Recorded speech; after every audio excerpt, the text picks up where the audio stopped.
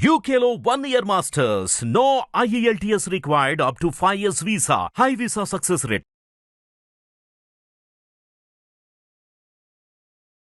నమస్తే.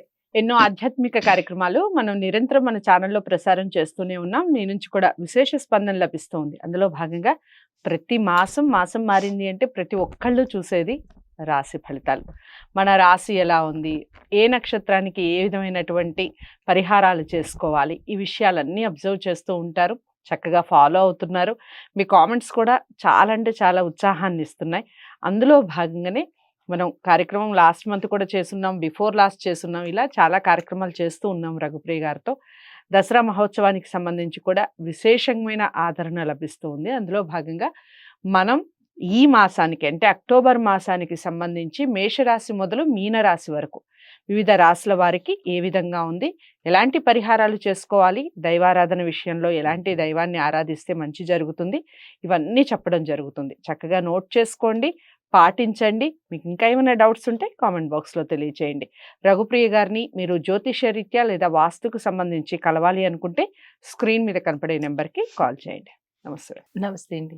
ఇక తదుపరి రాశి కన్యా రాశి. కన్యా రాశి వారికి అక్టోబర్ మాసం ఏ విధంగా ఉంది చెప్పండి. కన్యా రాశిలో ఉత్తర 2, 3, 4 పాదాలు, హస్త 1, 2, 3, 4 పాదాలు, చిత్త 1, 2, 3 పాదాలు, 1, 2 పాదాలు. అయితే ఆశ్వీజ మాసం అక్టోబర్ 3వ తారీఖు నుంచి నవంబర్ 1వ తారీఖు వరకు జన్మలో రవి బుధులు, 2లో శుక్రుడు, 11లో కుజుడు సంచారం వల్ల శరీరంనకు కొంచెం రోగ సూచన కనపడుతోంది. బంధుమిత్రులతో మంచి సత్సంబంధాలు కలుగుతాయి. ధనలాభము, సంతోషము, ఏవైనా గతంలో లావాదేవీలు ఉంటే అది తీరిపోతాయి. అంటే కలహాల నుంచి విముక్తి అవుతారు. దుష్టుల సావాసం ఉంటుంది. వస్త్రలాభము, ధనలాభము, భూలాభము, స్త్రీ వల్ల సుఖము లభించును. ఇది మనకి ఓవరాల్ గా. ఇప్పుడు స్నేహితుల వల్ల కొంచెం మాట పట్టింపులు వచ్చే అవకాశం ఉంది. స్నేహితులతో తగు జాగ్రత్తగా ఉండాలి. ఆర్థిక ప్రయోజనాలు ఉంటాయి. శుభకార్యాలు చేస్తారు. విందు వినోదాల్లో పాల్గొంటారు. ఉద్యోగస్తులకి ప్రమోషన్లు, దూర ప్రయాణాలు, బదిలీలు, రావాల్సిన బకాయిలు ఏమన్నా ఉంటే కనుక ఈ మాసంలో వచ్చేస్తాయి.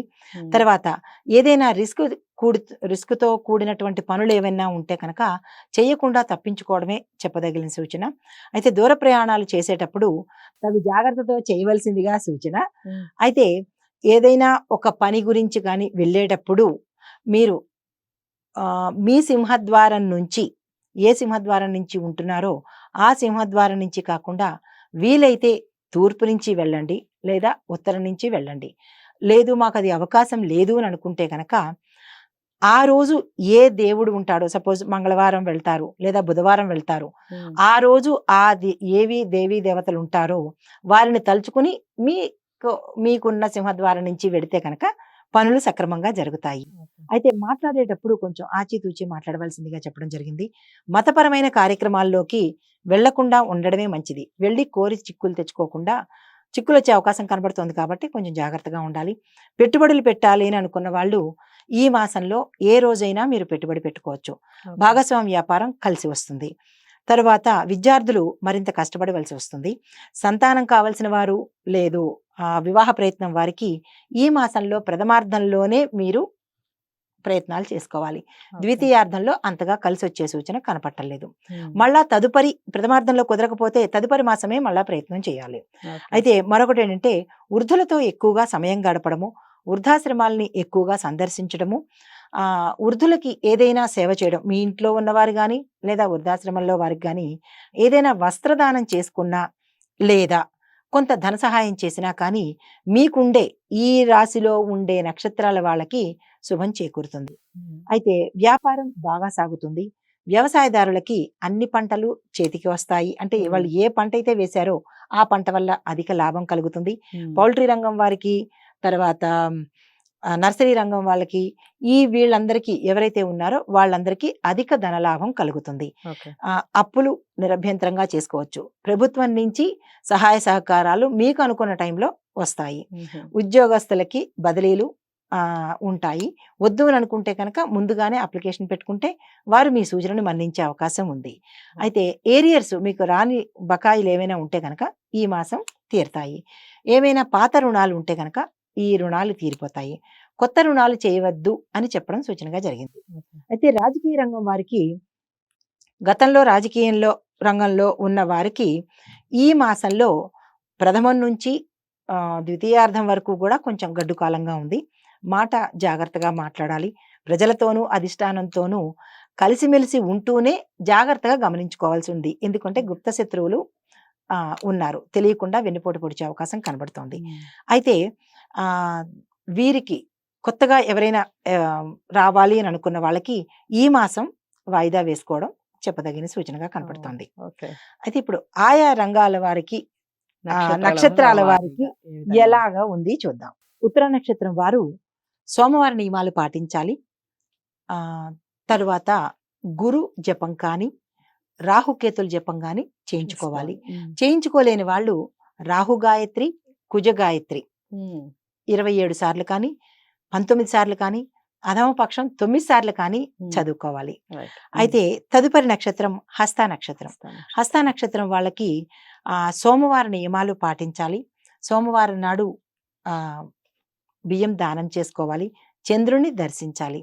ప్రదోష సమయంలో శివుడికి అభిషేకం చేయించుకోవచ్చు. మీరు చేయలేకపోతే, ఎవరినైనా మీకు అవకాశం లేకపోతే గుడికి వెళ్ళి పంతులు గారిని అడిగినైనా చేయించుకోవచ్చు. అయితే తదుపరి వాళ్ళకి చిత్తా నక్షత్రం వాళ్ళకి శుక్రవారం, గురువారము, మంగళవారము ఈ 3 వారాలు కొంచెం జాగ్రత్తగా ఉంటూ, ఆ నక్షత్రాలకి ఎవరైతే, అంటే ఈ వారాలకి ఎవరైతే అధిపతులో వారి నియమాలను పాటించుకుంటూ మాంసాహారాన్ని నిషేధించి, మంగళవారం సుబ్రహ్మణ్యేశ్వర స్వామిని, గురువారం నాడు దత్తాత్రేయుణ్ణి, శుక్రవారం నాడు అమ్మవారిని, ఈ 3టిని ఒకే రోజు చేసుకోవాలి. అంటే మంగళవారానికి సంబంధించి, ఈ వారాలకు సంబంధించి ఆయా వారాల్లో ఆ పరిహారాలు చేసుకోవాల్సిందిగా సూచన చెప్పడం జరిగింది. చాలా చాలా చక్కగా వివరించారు. నక్షత్రాల వారీగా ఏవైతే చెప్పారో అవి ఖచ్చితంగా నోట్ చేసుకొని ఆ పరిహారాలు పాటించే ప్రయత్నం చేయండి. కన్యా రాశి వారికి కూడా మాసం అంతా బాగానే ఉంది, ఆందోళన పడాల్సిన అవసరం ఏం లేదు. ఏదేమైనప్పటికీ జాతకాలని పరిశీలించుకోవాలి. పరిశీలించుకొని ఆ నక్షత్రాల వారు ఆయా పరిహారాలు చేసుకుంటేనే శుభ ఫలితాలు ఉంటాయి. మరి మీరు జాతకాలు పరిశీలించుకోవాలి అనుకుంటే స్క్రీన్ మీద కనపడే నెంబర్కి కాల్ చేయొచ్చు. రఘుప్రియ గారు అందుబాటులో ఉంటారు. మీకు అపాయింట్మెంట్ కూడా లభిస్తుంది. వీడియోని లైక్ చేసి షేర్ చేయండి. ఛానల్ని సబ్స్క్రైబ్ చేసుకోండి. తదుపరి రాశితో మళ్ళీ కలుద్దాం. నమస్తే.